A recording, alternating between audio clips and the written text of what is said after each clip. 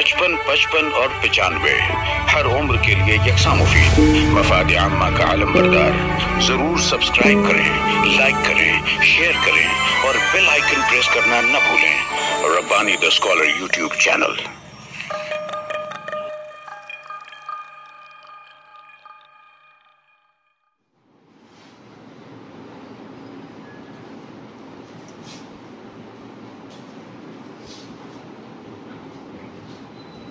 आइए यहाँ पर अदालत नस्री अदब की जो तहकीकात का जो सिलसिला था वो यहाँ पर हम रोकते हैं और नारायण भी मुकम्मल हो चुके हैं, लेकिन जो नया सिलसिला हमने यहाँ पर जारी किया है और आज उसका पहला मरहला है।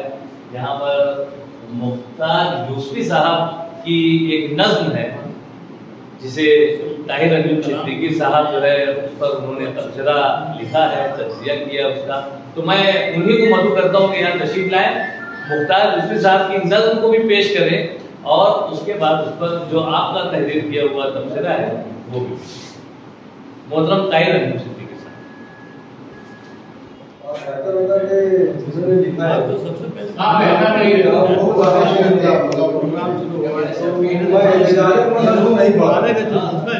तो मैं पढ़ देता हूँ।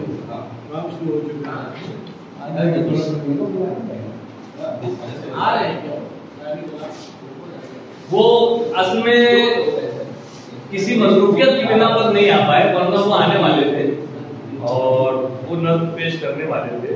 बहरहाल ताहिर अमीन सिद्दीकी साहब जो है वो अपनी जगह दुरुस्त हैं।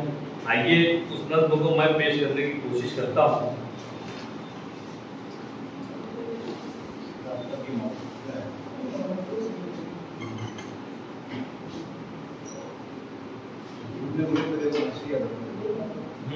ताहिर को भी भेजा था। ये नज़्म का उन्वान है डॉक्टर की मौत। जैसा कि आप जानते हैं मुख्तार यूसुफी साहब जो है वो मज़ाहिया शायर है, तो उन्होंने एक नज़्म तहरीर की है जिसे ताहिर अमीन सिद्दीकी साहब उस पर उन्होंने तबसरा लिखा है। एक डॉक्टर को बैठे बिठाए ये क्या हुआ, अच्छा भला था कैसे हवा में वो पड़ गया। पहले तो अपने आप ही करता रहा जतन, लेकिन किसी भी तौर न कम हो सकी चुभन। एक फूंक झाड़ वाले को घर पर बुला लिया, शक था जो दिल में उसके वो सबको बता दिया। सब कुछ बता के बोला मेरा कीजिए इलाज, रह के मेरे कल्ब में होता है इख्तिलाज।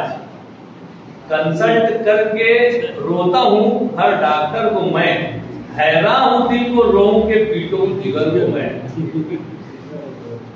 तशखीस कर न पाया कोई डॉक्टर मेरी, हैरान हो गई होगी जिस्त अब क्यों कर बसर मेरी। हैरान होगी जिस्त अब क्यों कर बसर मेरी। हैरान हूँ होगी जिस्त अब क्यों कर बसर मेरी। पेशाब खून और शक्कर चेक कर चुका, दिल गुर्दा और अपना जिगर चेक कर चुका। मरीज पे अपना रोग जमाता रहा था मैं, डिग्री का फायदा भी उठाता रहा था मैं। इनकम से जिनकी होता था मेरा गुजर बसर, अब भूल कर मरीज भी आते नहीं इधर।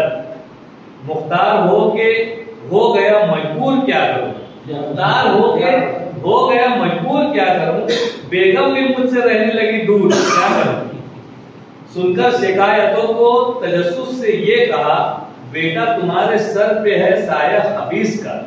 40 रोज तक तुम्हें करना पड़ेगा दम, तब जाके दूर होंगे तुम्हारे रेजन जो गम। करता रहा था बाबा की बातों पे वो अमल, फिर भी ना दूर हो सका दिल में था जो खलल। झांसे में आके बाबा के रोना पड़ा उसे, इनकम से अपनी हाथ भी धोना पड़ा उसे। बाबा तो फीस लेके न जाने किधर गया, फिर डॉक्टर तो जिंदा ही बेमौत मर गया। मातम वो अपने आंकड़े पे करके संभल गया, अब लाठी पीटो साहब तो कब का निकल गया। खाली मतलब लिए हुए बैठा है डॉक्टर, मामूद इस पे कर दे इनायत एक नजर। मुख्तार यूसुफी साहब को राज करते होंगे इस तरफ अपना तबसरा पेश। डॉक्टर की मौत पर तबसरा। ऐसा लगता है कि कभी कभी यार दोस्त जानबूझकर इम्तिहान में डाल देते हैं। अगर इस जाने बुझे अमल में उस्ताद पदों में शामिल हो तो फिर इस इम्तिहान में बेखतर खुद पढ़ने के अलावा उनके सभी दिखाई नहीं। बिल्कुल यही आदत मेरी अपनी है कि इमरान जनरल का फोन हो और इकबाल बरकी सर का हुक्म भी शामिल हो तो बंदे को आखिर किसी ने दिखाई दे कि कलम उठाए और लिखना शुरू किया। हालांकि मुझे इस बात का शिद्दत से एहसास है कि मिज़ा तो मिज़ा होता है जिस पर मुस्कुराने, हंसने या फिर उसमें शामिल तंज़ के नश्तर की चुभन को बखुशी बर्दाश्त करने के अलावा और कोई चारा नहीं। लेकिन अरबी के इस कौल का क्या किया जाए जिसके मुताबिक कलाम में ज़राफ़त को वही मकाम हासिल है जो खाने में नमक को नसीब है। इस कौल को पढ़ने के बाद मैं ये सोचता हूँ कि खाने में नमक के कम या ज़्यादा होने पर ही तबसरा किया जा सकता है। अलबत्ता नमक के लिए डांडी यात्रा जैसी तहरीक चलाना फिलहाल मुमकिन नहीं तो मुश्किल जरूर है कि ना आज गांधी है ना ही अंग्रेज। ये मसला जुदा है कि हिंदुस्तान को अंग्रेजों से बड़ा मुखलिफ मर्द लाहक है। इस मर्ज के इलाज के लिए किसी माहिर डॉक्टर की अशद जरूरत है। अब ये अलग बात है कि हमारे शहर मालेगांव के मशहूर मारूफ तंज़ निगार मुख्तार यूसुफ़ी साहब ने जिस डॉक्टर को अपनी मज़ाहिया नज़्म डॉक्टर की मौत का मरकज किया है वो खुद इख्तिलाली कल्ब का मरीज बन जाता है और डॉक्टर होने के बावजूद किसी भूख जार वाले पापा के चक्कर में पड़कर अपनी इनकम से हाथ धो बैठता है। हालांकि पहले वो अपना खून, पेशाब, शक्कर, दिल, गुर्दा और जिगर तक चेक कर लेता है और नज़्म के कार्य को इतनी फुर्सत नहीं मिलती कि वो डॉक्टर के ताल्लुक से सोच सके कि वो सचमुच का डॉक्टर है या महज खून, पेशाब चेक करने वाली किसी लेबोरेटरी का मालिक है। नज़्म के मज़कूरा डॉक्टर की बात पेश करते हुए मुख्तार यूसुफ़ी साहब जब ये तज़मीन लिखते हैं तो पढ़कर मज़ा ही आ जाता है। आप भी लुत्फ़ उठाएं कि कंसल्ट करके रोता हूँ हर डॉक्टर को मैं, हैरा हूँ दिल को रोऊं जब पीटूं जिगर को मैं। हालांकि गालिब जिंदा होते तो इस तज़मीन पर एहतजाजन पहलू जरूर बदलते, लेकिन मुख्तार यूसुफ़ी साहब ने डॉक्टर की नावागरी करते हुए अपने कायदे में ये समझाने की कोशिश की है कि बाबाओं के चक्कर में पड़ने के बजाय डॉक्टरों से रब्ता रखना चाहिए। वो आप कुछ डॉक्टरों का डर गब्बर सिंह जैसे डॉक्टरों में दो से घाटे मिला दे डॉक्टर साहब से मालूम और मरीज जिगर को रोता रहे लेकिन उसके अहले खाना बेखाना होने के कगार पर खड़े सोचते रहे कि दिल को रोए या जिगर को पीट ले। नज़्म डॉक्टर की मौत में बाबा के चक्कर में पड़ जाने वाले डॉक्टर के दवाखाने से मरीज गायब हो जाते हैं जिनके दम से डॉक्टर की हौला टीवी और घर-बार चला करते थे। लेकिन मुख्तार यूसुफ़ी साहब ने अपने नज़्म के मनतज़िम किरदार के जिस दिल के खलल का तज़किरा किया है वो दरअसल दिमाग का खलल साबित होता है और बाबा के झांसे में पड़कर फीस के नाम पर अपनी जमा पूंजी जुटाकर जीते निकल जाता है और खाली मदद लिए हुए बैठा रहता है। मज़कूरा नज़्म की ज़बान जिन्नाती ज़बान नहीं है बल्कि बिल्कुल सादा ज़बान है। ये नज़्म 3 मकामात पर कंप्यूटर ऑपरेटर की फरमाई का शिकार हुई है। वरना मुझको यकीन है कि मुख्तार यूसुफ़ी साहब अपने अमल की बजाय अपनी अमल ही इस्तेमाल करते हैं और जहाँ 34 मिसरों को बहर की जंजीरों में जगा सकते हैं तो भला 2 मिसरों की क्या मजाल कि बहर की चिलमन से इधर उधर ताम कर सके। मैं इस उम्मीद पर खुद को रोकता हूँ कि इतने पर मुझे इस इम्तिहान से बड़े समझा जाएगा।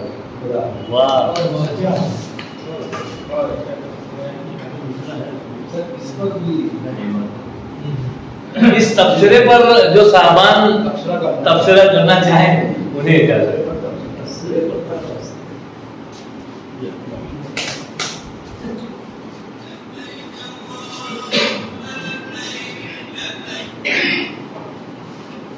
मैं यहाँ पर कहना चाहूंगा कि वाकई में ताहिर अंजुम सिद्दीकी साहब ने जिस अंदाज से इस मज़ाहिया नज़्म पर जो तबसरा लिखा है और जो जमे जुले अंदाज से उन्होंने जो जुमला बंदी सारी की है, यानी पूरी तमहीद भी बांध दी उसमें और उसके बाद उसको लेकर जैसा मैं सोच रहा था कि वो उस शेर पर भी कुछ लिखेंगे या कुछ बोलेंगे जिस पर मुख्तार यूसुफ़ी साहब ने अपना मतलब तहल्लुस का इस्तेमाल करके वो जो मिसरा जड़ा था वो बहुत जबरदस्त था। वो कैसे सब नजर हुआ मुझे थोड़ा सा ऐसा तमीज ना हो जाए आप शॉर्ट करने के चक्कर में पहले वो उस पर आप नजरसानी कीजिए और वो एक जुमला भी कहीं ना कहीं लाइए, आपका तबसरा और ज्यादा हो जाए।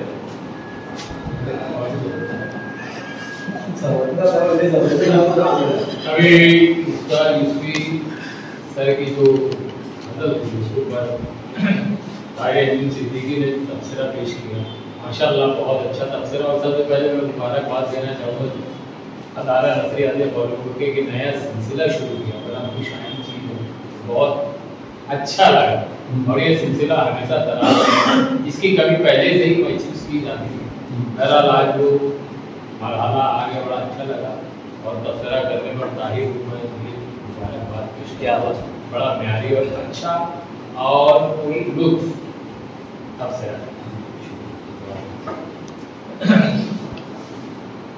मुबस्सिरीन ये गौर क्यों नहीं करते कि कोई भी नज़्म खुद अपने आप में एक तबसरा होती है। कोई भी एक मौजूद सुखन लेकर शायर तबसरा करता है मंजूम, तो किसी नज़्म पर तबसरा करना मैं इसे फजूल समझता हूँ। नज़्म पर तबसरा करना फजूल बात है।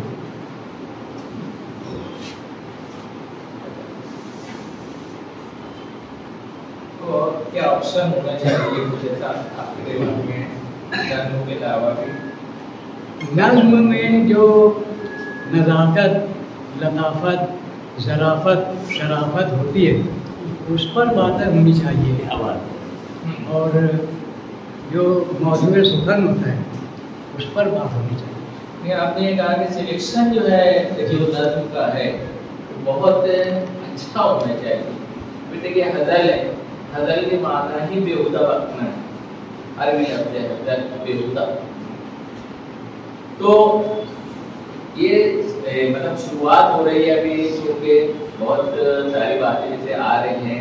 नज़्म जो होती है कि ऐसी नज़्म होना चाहिए कि बिल्कुल ये हमारा इतने पढ़े लिखे क्वालिफाइड हो गए, तो नज़्म ऐसी होना चाहिए कि बिल्कुल आदमी ये हो रहा है। मिसाल के तौर पर छोटी सी बात है तिनका, देखो गोपाल निकल के नज़्म ऐसा बता देता हूँ बिल्कुल कि इंसान जब वो उसको पावर मिलता है तो बहुत ऊंचा उठता है, लेकिन जैसे पावर खत्म होता है तो खत्म हो जाता है। तिनका नज़्म होती कि हकीरों नातवा तिनका हवा के दोष पर पर्रा, हकीरों नातवा तिनका हवा के दोष पर पर्रा, समझता था कि बहरों पर पे मेरी हुक्मरानी है, मगर झोंका हवा का एक अलबेला तलवंकेश बेपरवाह, जब उसके दिल में आए रुख पलट जाए, हवा आखिर हवा है कब किसी का साथ देती है।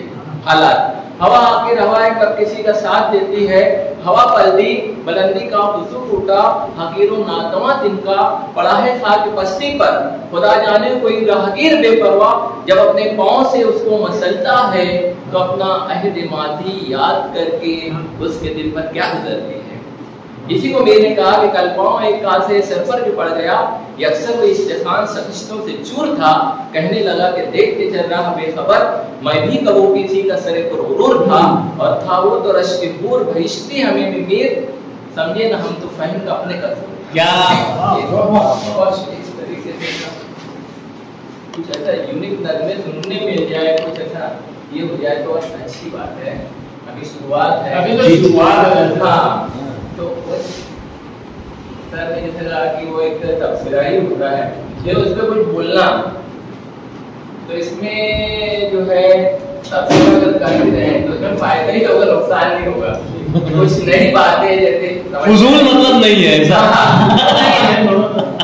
कुछ तो बताया बहुत टाइम से देखा था कि आज बहुत कम बोला आपने, तो मैं इंतजार में था कि कब बहुत अच्छा बोलते हैं, और उन्होंने तबसरा बहुत अच्छा किया माशाअल्लाह, उनकी बात ही अलग है। और मैं बहुत बहुत मुबारकबाद पेश करता हूँ इमरान जमील साहब को, बहुत दिनों बाद सुन रहा हूँ, बहुत मौका है।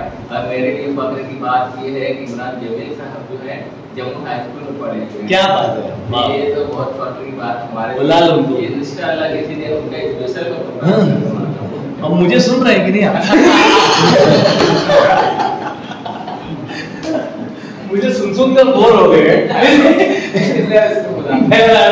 यहाँ पर जैसा कि इजहार हो रहा है कि ये एक शुरुआत है और ठीक है, अगर गुजरात में शुरुआत हुई है और उसमें अगर नज्म का सिलेक्शन, हमारे पास 3 शोरा का मतलब हमने वो सिलेक्शन किया था कि इनमें से किसी भी शायर से हम राब्ता करके उनसे उनकी नज्म लेंगे।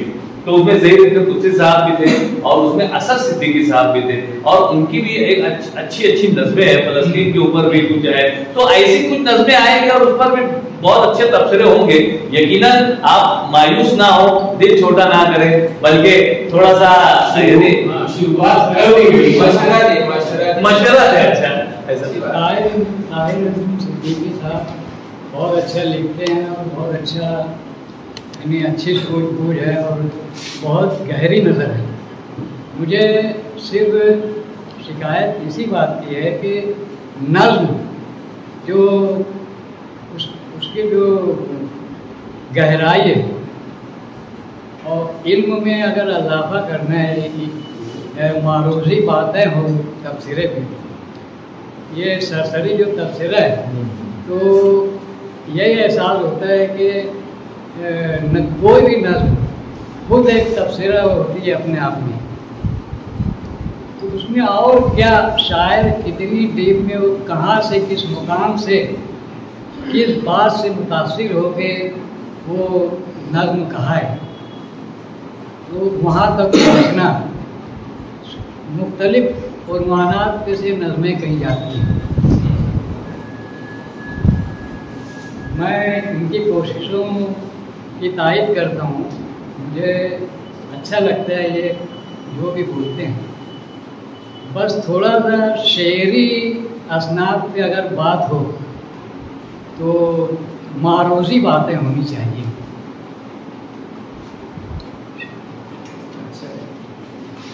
मैं जावेद आफाक की तर्ज को समझ क्या कहना, क्योंकि मैं भी एक शायर हूँ, जो कहना चाहते हैं बराबर कह नहीं पाते। नज़्म जो होती है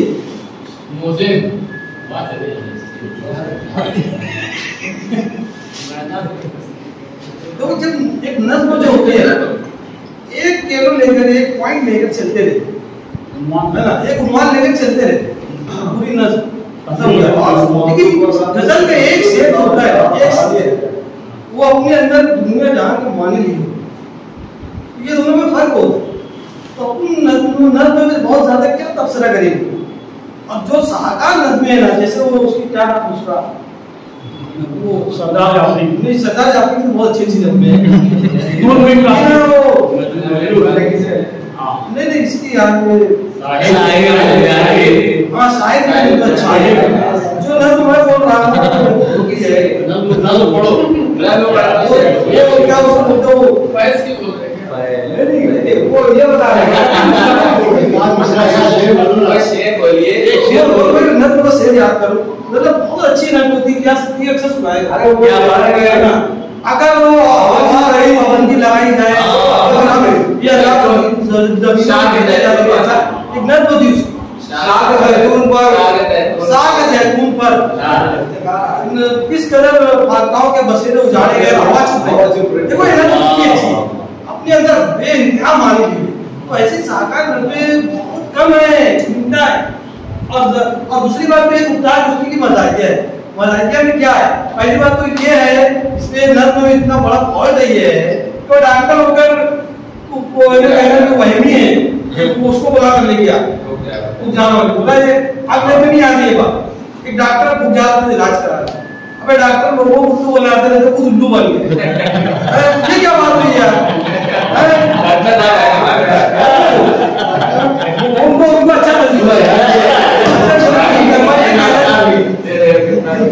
तो जाहिर आफाक का कर्म यही है कि नज़्म में ऐसा कुछ बहुत होता नहीं है, उसकी तस्रीह की जाए, उसके मालूम मतालिब बता जाए। अगर ये सिलसिला नज़्म से ऊंचा करके गजल को भी लाया जाए तो गजल के असार एक शेर, एक दो शेर के लिए घंटों आदमी वो ज्यादा ऊंची चीज है। अगर आप ये शुरू करते हैं हम अपने को एतराज नहीं है, कोई बात नहीं। हमारे मालेगांव में शायरी के कई अदवार गुजरे। हमारे बुजुर्गों में मैं समझता हूँ 1988-89 में ये ऊपर आरबीसी स्कूल के ऊपर एक क्लास चलती थी वहाँ 88 में सलीम शहजाद, मुकीम असर, सुल्तान सुबानी, सैयद आरिफ, ये सब लोग थे। और उस नशिस्त में मेरा भी जाना हुआ था। तो अब तक मालेगांव में नज़मों पे कभी मैं तबसरा नहीं सुना हूँ। वहाँ एक गज़ल बोर्ड पर लिखी थी, सरबत हुसैन की, कि फुराते फासला से दर्जाए दुआ से उधर कोई पुकारता है दश्त नैनुआ से उधर। तो इस पे तबसरा हुआ था और तमाम असातिज़ा मालेगांव के शुरा इकराम थे, बहुत अच्छा तबसरा हुआ था। तो गज़लों पे मुंबई में भी मैं तबसरे में आती हूँ, दिल्ली वगैरह में भी नज़मों में, नज़्म जावेद आफाक ने जैसा कहा शफीक मोहसिन साहब ने कि नज़्म खुद एक उन्वान लेकर चलती है, तमीर और दीन उन्वान से करती है और वो खुद एक तबसरा रहती है। हाँ, कुछ लफ्ज़ियात जो मुश्किल है, जैसे नून राशिद के यहाँ बहुत तराकीब है, बहुत लफ्ज़ियात है, तो उनको हम किसी असातिज़ा के जरिए लफ्ज़ियात को या डिक्शनरी के जरिए, लुग़त के जरिए समझ सकते हैं। बाकी ताहिर अंजुम सिद्दीकी साहब को मुबारकबाद पेश हालांकि मैं पेपर पढ़ने बाद या अपनी तहरीर पढ़ने बाद बोलने के खिलाफ हूँ, मगर मजबूरी है कि बोलना पड़ता है। हम बच्चों की कहानी में तबसरा करते हैं, क्या होगा उसके अंदर? सीधे सीधे बुजुर्ग के सीधी सीधी बात होती, समझ में आती, तबसरा हम करते हैं, अफसाने पर बात करते हैं, तबसरा करते हैं। कुछ बातें समझ में आती है, कुछ बातें नहीं समझ में आती, हम बोलते हैं, तबसरा होता है। अलामती नज़मों पर तबसरा किया जा सकता है। तो मिजाजी नज़मों पर ये जुल्म क्यों, उस पर तबसरा करना फजूल है? क्यों? वजह बता सकते ज़्यादा ये जुल्म किसी पर हम नहीं कर सकते। जैसे एक कहानी गा करके उस पर बोला जाए, एक अफसाने गा करके उस पर बोला जाए, तो एक मिजाजी नज़मों का हक क्यों नहीं है उस पर बोला जाए? मैं समझता हूँ उस पर बोला जाना चाहिए और अच्छे ढंग से बोला जाना चाहिए। वही हो सकता है खराब ढंग नहीं, अच्छे ढंग से बोला गया है, कोई बात नहीं है। एक बात ये है कि अपने तंज बदल ले या लतायत ले लो या बच्चों की कहानियां ले लो, जब कहानी कोई भी बात खत्म हो जाती है उसके अंदर बहुत से लोग हकीकत तो पहलू क्यों दूं? जब कहानी और लतायत वैसे कि आपने हेलीकॉप्टर में चलते थे, नदी पे चलते लगता, उसको आप हकीकत उसमें लोग ये कैसे मुमकिन है? ये सब मेरे हिसाब से मुनासिब नहीं है। अगर तंज भेजा है तो उसको उसी रवानी में और हर चीज पर बोला, अच्छा और बुरा तो बोल सकता। वो कहानी है, उसके ऊपर तबसरा अगर कोई करे उसमें हकीकत का पहलू, की हकीकत से ये बहुत दूर है, तो मैं समझता हूँ बचकाना बात है। कहानी भी बोला जिसको जाते हैं बच्चों की दिल बस्तगी के लिए, कहानी से बात पैदा करके तरीके की इस्लाह होती, समझ दिया जाता है, तो उसके ऊपर हकीकत का पहलू ढूंढने में हम लोग तो फिर मुनासिब बात नहीं है। इसी तरीके से तंज रजा में अगर कुछ ये हजर गोली हो, अब उसके अंदर एक आदमी ने कह के जो बात कही है उसको पर अगर कोई आदमी बोले कि हाँ कोई ऐसा कहता, तो मैं नहीं समझता हूँ कोई ऐप की बात है या बहुत बड़ा गुनाह हो गया या बहुत बड़े फालतू बात हो गई, फजूल बात नहीं है। चल ठीक है।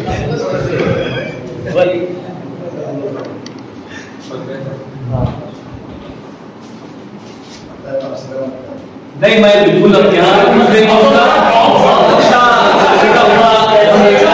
लेकिन एक बात तो है,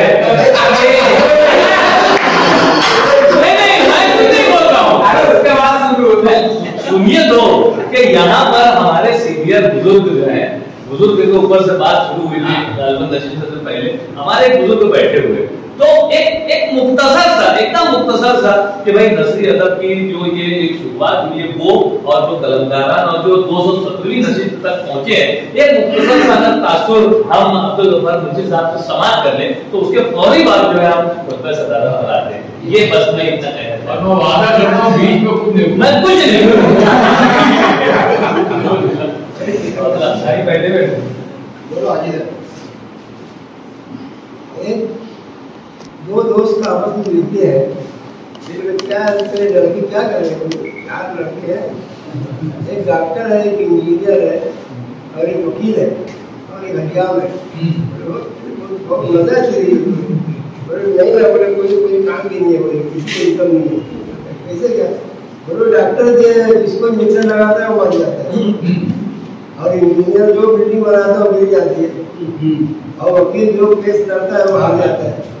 बोले कैसे चल रहा है, बोले वो हजाम लोग उसको चल रहा बहुत अच्छे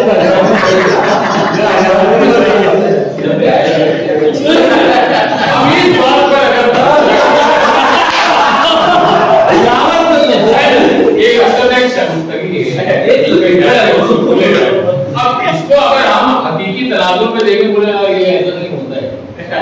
डॉक्टर लोग इंसल्ट है, डॉक्टर की इंजीनियर की इतना पैसा लगा के वो खर्चा से तालीम हासिल किए, इतने वर्ष इतना बड़ा तालीम हासिल किए, तो इसको समझना चाहिए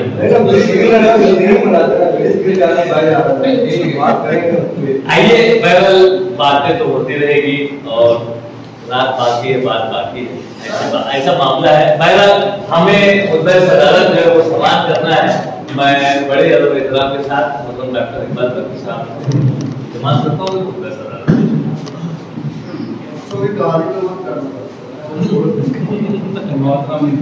अब्दुल गफ्फार मुंशी साहब, अहमद अयूबी साहब, अतीक शाबान साहब। 95 हर उम्र के लिए यकसा मुफीद, मफाद आम्मा का आलम बरदार। जरूर सब्सक्राइब करें, लाइक करें, शेयर करें और बेल आइकन प्रेस करना न भूलें। Rabbani the scholar YouTube channel. Rabbani the scholar YouTube channel इल्मी, अदबी, दीनी, मिल्ली, समाजी, सकाफती, तहजीबी, फलाही, तिब्बी, फन्नी, माशी, तिजारती, माशरती, इंतजामी, इनकलाबी, तहरीकी, तहकीकी, तकनीकी, तफ्तीशी, तामीरी, तालीमी व मालूमाती यूट्यूब चैनल। जरूर सब्सक्राइब करें, लाइक करें, शेयर करें और बेल आइकन प्रेस करें। Rabbani the scholar YouTube channel.